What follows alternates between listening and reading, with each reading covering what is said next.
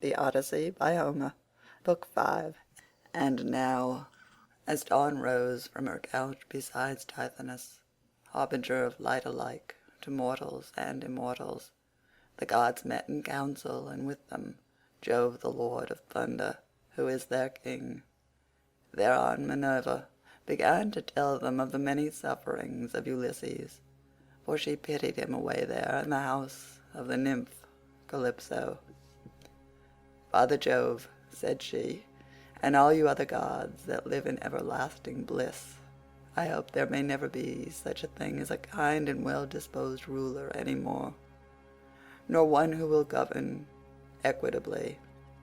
I hope they will all be henceforth cruel and unjust, for there is not one of his subjects but has forgotten Ulysses, who ruled them as though he were their father. There he is, lying in great pain, in an island where dwells the nymph Calypso, who will not let him go, and he cannot get back to his own country, for he can find neither ships nor sailors to take him over the sea. Furthermore, wicked people are now trying to murder his only son Telemachus, who is coming home from Elis and Lacedaemon, where he has been to see if he can get further news of his father." "What, my dear, are you talking about?" replied her father. "Did you not send him there yourself, because you thought it would help Ulysses to get home and punish the suitors? Besides, you are perfectly able to protect Telemachus, and to see him safely home again, while the suitors have to come scurrying back without having killed him." When he had thus spoken, he said to his son Mercury, "Mercury, you are our messenger. Go therefore and tell Calypso we have decreed that poor Ulysses is to return home. He is to be convoyed neither by gods nor men, but after a perilous voyage of 20 days upon a raft he is to reach fertile Scheria, the land of the Phaeacians, who are near of kin to the gods, and will honor him as though he were one of ourselves. They will send him in a ship to his own country, and will give him more bronze and gold and raiment than he would have brought back from Troy, if he had had all his prize money and had got home without disaster. This is how we have settled that he shall return to his country and his friends." Thus he spoke, and Mercury, guide and guardian, slayer of Argus, did as he was told. Forthwith he bound on his glittering golden sandals, with which he could fly like the wind over land and sea. He took the wand with which he seals men's eyes in sleep, or wakes them just as he pleases, and flew holding it in his hand over Pieria. Then he swooped down through the firmament till he reached the level of the sea, whose waves he skimmed like a cormorant that flies fishing every hole and corner of the ocean, and drenching its thick plumage in the spray. He flew and flew over many a weary wave, but when at last he got to the island which was his journey's end, he left the sea and went on by land till he came to the cave where the nymph Calypso lived. He found her at home. There was a large fire burning on the hearth, and one could smell from far the fragrant reek of burning cedar and sandalwood. As for herself, she was busy at her loom, shooting her golden shuttle through the warp and singing beautifully. Round her cave there was a thick wood of alder, poplar, and sweet-smelling cypress trees, wherein all kinds of great birds had built their nests, owls, hawks, and chattering sea-crows that occupy their business in the waters. A vine loaded with grapes was trained and grew luxuriantly about the mouth of the cave. There were also 4 running rills of water in channels cut pretty close together, and turned hither and thither so as to irrigate the beds of violets and luscious herbage over which they flowed. Even a god could not help being charmed with such a lovely spot. So Mercury stood still and looked at it, but when he had admired it sufficiently he went inside the cave. Calypso knew him at once, for the gods all know each other, no matter how far they live from one another. But Ulysses was not within. He was on the seashore as usual, looking out upon the barren ocean, with tears in his eyes, groaning and breaking his heart for sorrow, Calypso gave Mercury a seat and said, "Why have you come to see me, Mercury? Honored and ever welcome, for you do not visit me often.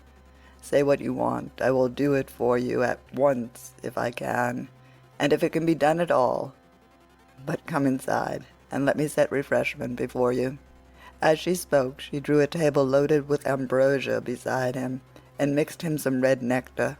So Mercury ate and drank till he had had enough, and then said, "We are speaking god and goddess to one another, and you ask me why I have come here, and I will tell you truly, as you would have me do. Jove sent me. It was no doing of mine. Who could possibly want to come all this way over the sea, where there are no cities full of people to offer me sacrifices or choice hecatombs? Nevertheless, I had to come, for none of us other gods can cross Jove, nor transgress his orders. He says that you have here the most ill-starred of all those who fought 9 years before the city of King Priam, and sailed home in the 10th year after having sacked it. On their way home they sinned against Minerva, who raised both wind and waves against them, so that all his brave companions perished, and he alone was carried hither by wind and tide. Jove says that you are to let this man go at once, for it is decreed that he shall not perish here, far from his own people, but shall return to his house and country and see his friends again." Calypso trembled with rage when she heard this. "You gods," she exclaimed, "ought to be ashamed of yourselves. You are always jealous and hate seeing a goddess take a fancy to a mortal man and live with him in open matrimony. So when rosy-fingered Dawn made love to Orion, you precious gods were all of you furious till Diana went and killed him in Ortygia.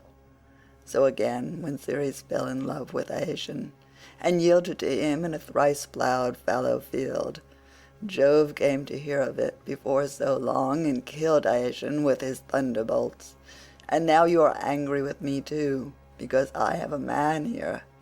I found the poor creature sitting all alone astride of a keel, for Jove had struck his ship with lightning and sunk it in mid-ocean, so that all his crew were drowned, while he himself was driven by wind and waves on to my island. I got fond of him and cherished him, and had set my heart on making him immortal, so that he should never grow old all his days. Still I cannot cross Jove, nor bring his counsels to nothing. Therefore, if he insists upon it, let the man go beyond the seas again. But I cannot send him anywhere myself, for I have neither ships nor men who can take him. Nevertheless, I will readily give him such advice in all good faith as will be likely to bring him safely to his own country." "Then send him away," said Mercury, "for Jove will be angry with you and punish you." On this he took his leave, and Calypso went out to look for Ulysses, for she had heard Jove's message. She found him sitting upon the beach, with his eyes ever filled with tears, and dying of sheer homesickness, for he had got tired of Calypso, and though he was forced to sleep with her in the cave by night, it was she, not he, that would have it so. As for the daytime, he spent it on the rocks and on the seashore, weeping, crying aloud for his despair, and always looking out upon the sea. Calypso then went close up to him and said, "My poor fellow, you shall not stay here grieving and fretting your life out any longer. I am going to send you away of my own free will. So go, cut some beams of wood, and make yourself a large raft with an upper deck, that it may carry you safely over the sea. I will put bread, wine, and water on board to save you from starving. I will also give you clothes, and will send you a fair wind to take you home, if the gods in heaven so will it, for they know more about these things and can settle them better than I can." Ulysses shuddered as he heard her. "Now, goddess," he answered, "there is something behind all this. You cannot be really meaning to help me home when you bid me do such a dreadful thing as put to sea on a raft. Not even a well-found ship with a fair wind could venture on such a distant voyage. Nothing that you can say or do shall make me go on board a raft unless you first solemnly swear that you mean me no mischief. Calypso smiled at this and caressed him with her hand. "You know a great deal," said she, "but you are quite wrong here. May heaven above and earth below be my witnesses, with the waters of the river Styx, and this is the most solemn oath which a blessed god can take, that I mean you no sort of harm, and am only advising you to do exactly what I should do myself in your place. I am dealing with you quite straightforwardly. My heart is not made of iron, and I am very sorry for you." When she had thus spoken, she led the way rapidly before him, and Ulysses followed in her steps.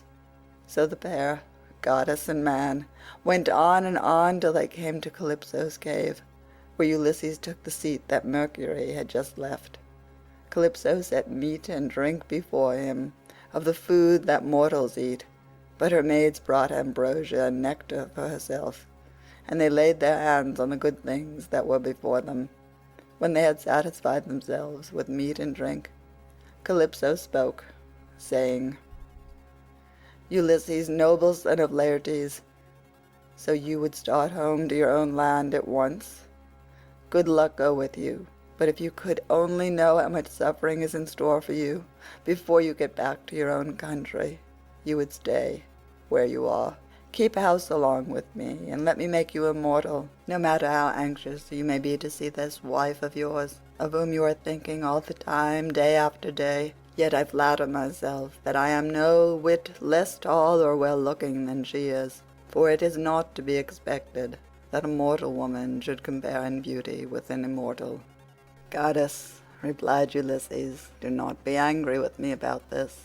I am quite aware that my wife Penelope is nothing like so tall or so beautiful as yourself. She is only a woman, whereas you are an immortal.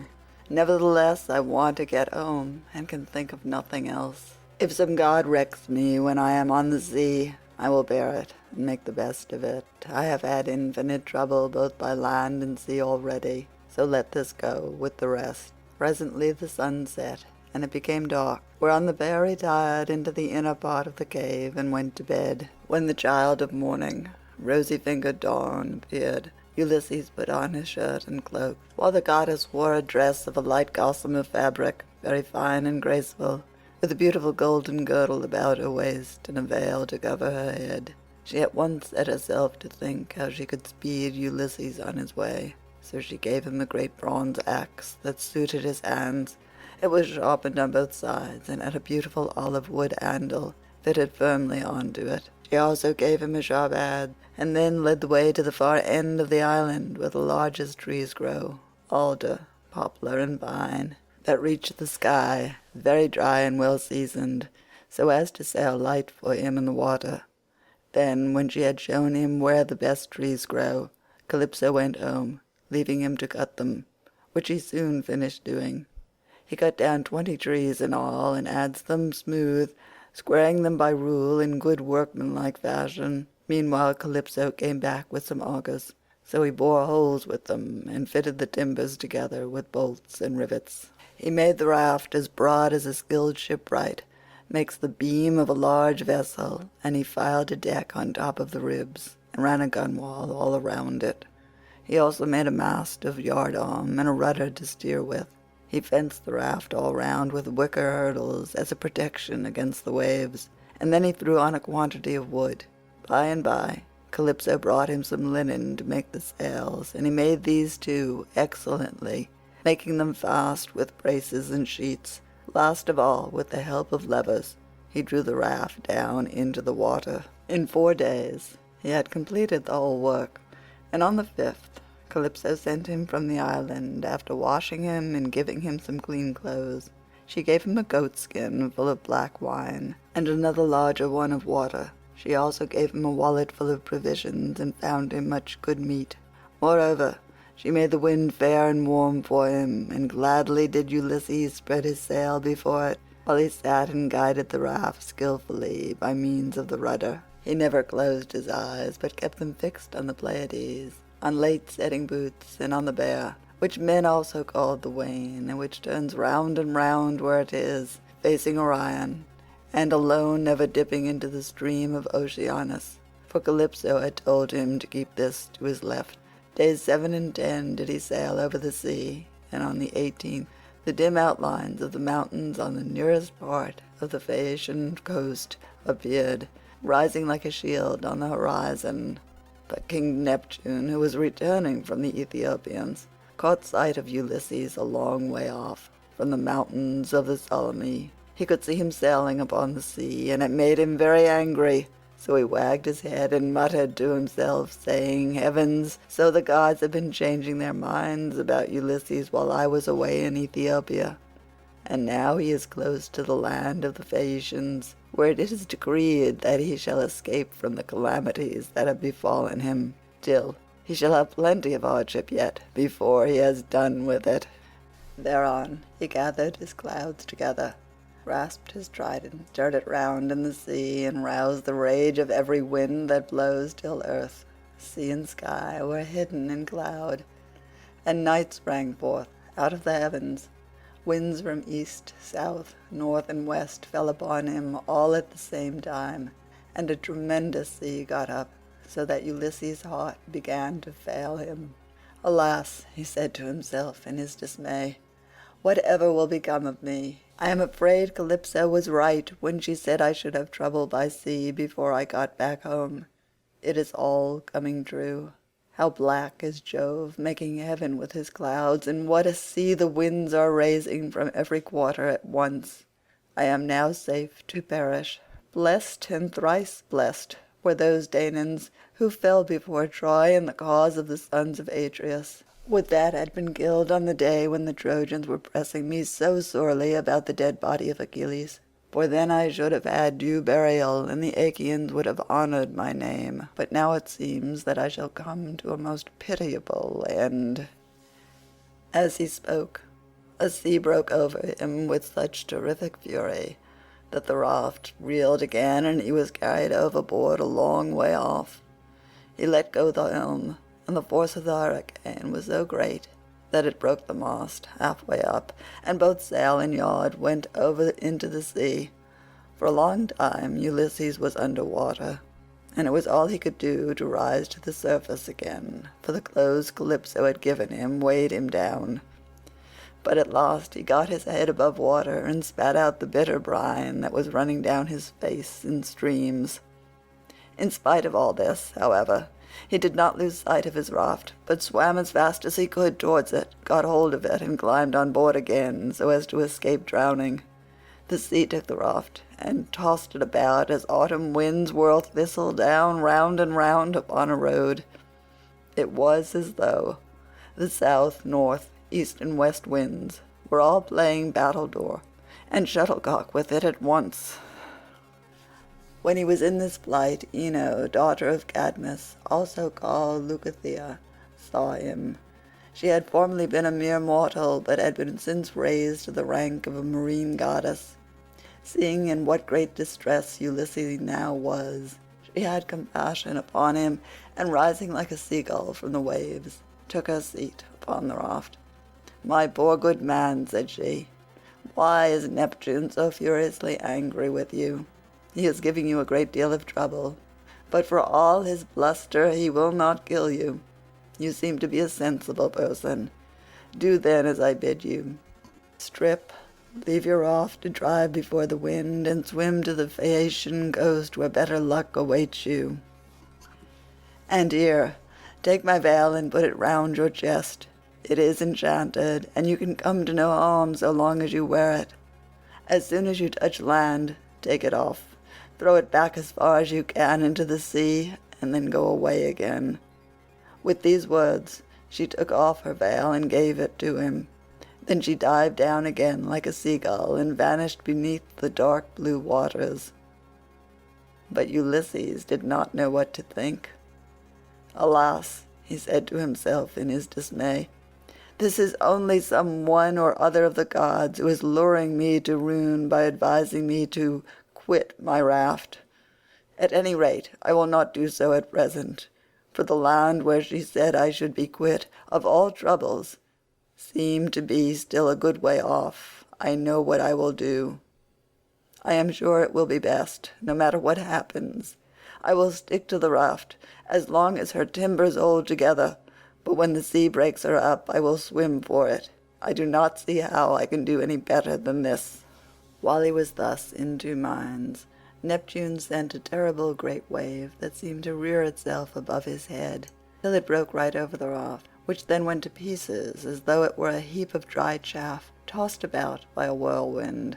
Ulysses got astride of one plank and rode upon it as if he were on horseback. He then took off the clothes Calypso had given him, bound Ino's veil under his arms, and plunged into the sea, meaning to swim on shore. King Neptune watched him as he did so, and wagged his head, muttering to himself and saying, "There now, swim up and down as you best can, till you fall in with the well-to-do people. I do not think you will be able to say that I have let you off too lightly." On this he lashed his horses, and drove to Aegea, where his palace is. But Minerva resolved to help Ulysses, so she bound the ways of all the winds except one, and made them lie quite still. But she roused a good stiff breeze from the north, that should lay the waters till Ulysses reached the land of the Phaeacians, where he would be safe. Thereon he floated about for 2 nights and 2 days in the water, with a heavy swell on the sea, and death staring him in the face. But when the 3rd day broke, the wind fell, and there was a dead calm, without so much as a breath of air stirring. As he rose on the swell, he looked eagerly ahead, and could see land quite near. Then, as children rejoice when their dear father begins to get better, after having for a long time borne sore affliction, sent him by some angry spirit, but the gods deliver him from evil, so was Ulysses thankful when he again saw land and trees, and swam on with all his strength, that he might once more set foot upon dry ground. When, however, he got within earshot, he began to hear the surf thundering up against the rock, for the swell still broke against them with a terrific roar. Everything was enveloped in spray. There were no harbors where a ship might ride, nor shelter of any kind, but only headlands, low-lying rocks, and mountain-tops. Ulysses' heart now began to fail him, and he said despairingly to himself, "Alas, Jove has let me see land after swimming so far that I had given up all hope. But I can find no landing place, for the coast is rocky and surf-beaten. The rocks are smooth and rise sheer from the sea, with deep water close under them, so that I cannot climb out for want of foothold. I am afraid some great wave will lift me off my legs and dash me against the rocks as I leave the water, which would give me a sorry landing. If, on the other hand, I swam further in search of some shelving beach or harbor, a hurricane may carry me out to sea again, sorely against my will, or heaven may send some great monster of the deep to attack me, for Amphitrite breeds many such, and I know that Neptune is very angry with me." While he was thus in two minds, a wave caught him and took him with such force against the rocks that he would have been smashed and torn to pieces if Minerva had not shown him what to do. He caught hold of the rock with both hands and clung to it, groaning with pain, till the wave retired, so he was saved that time. But presently the wave came on again and carried him back with it, far into the sea, tearing his hands as the suckers of a polypus are torn when some one plucks it from its bed, and the stones come up along with it. Even so did the rocks tear the skin from his strong hands, and then the wave drew him deep down under the water. Here poor Ulysses would have certainly perished, even in spite of his own destiny, if Minerva had not helped him to keep his wits about him. He swam seaward again, beyond reach of the surf that was beating against the land, and at the same time he kept looking towards the shore to see if he could find some haven, or a spit that should take the waves aslant. By and by, as he swam on, he came to the mouth of a river, and here he thought would be the best place, for there were no rocks, and it afforded shelter from the wind. He felt that there was a current, so he prayed inwardly, and said, "Hear me, O king, whoever you may be, and save me from the anger of the sea-god Neptune, for I approach you prayerfully. Anyone who has lost his way has at all times a claim even upon the gods. Wherefore in my distress I draw near to your stream and cling to the knees of your river bed. Have mercy upon me, O king, for I declare myself your suppliant." Then the god stayed his stream and stilled the waves, making all calm before him, and bringing him safely into the mouth of the river. Here at last Ulysses' knees and strong hands failed him, for the sea had completely broken him. His body was all swollen, and his mouth and nostrils ran down like a river of sea water, so that he could neither breathe nor speak, and lay swooning with sheer exhaustion. Presently, when he got his breath and came to himself again, he took off a scarf that Ino had given him and threw it back into the salt stream of the river, where Ino received it into her hands from the wave that bore it towards her. Then he left the river, laid himself down among the rushes, and kissed the bounteous earth. "Alas," he cried to himself in his dismay, "whatever will become of me, and how is it all to end? If I stay here upon the river bed through the long watches of the night, I am so exhausted that the bitter cold and damp may make an end of me, for towards sunrise there will be a keen wind blowing from off the river. If on the other hand I climb the hillside, find shelter in the woods, and sleep in some thicket, I may escape the cold and have a good night's rest, but some savage beast may take advantage of me and devour me."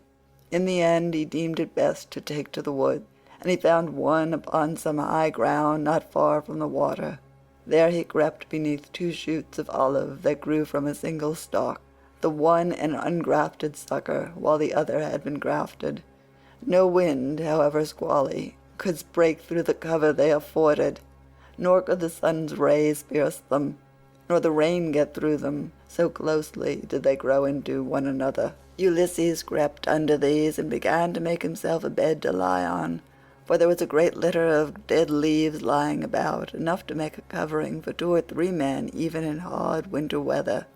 He was glad enough to see this, so he laid himself down and heaped the leaves all round him. Then, as one who lives alone in the country, far from any neighbor, hides a brand as fire seed in the ashes to save himself from having to get a light elsewhere, even so did Ulysses cover himself up with leaves, and Minerva shed a sweet sleep upon his eyes, closed his eyelids, and made him lose all memories of his sorrows.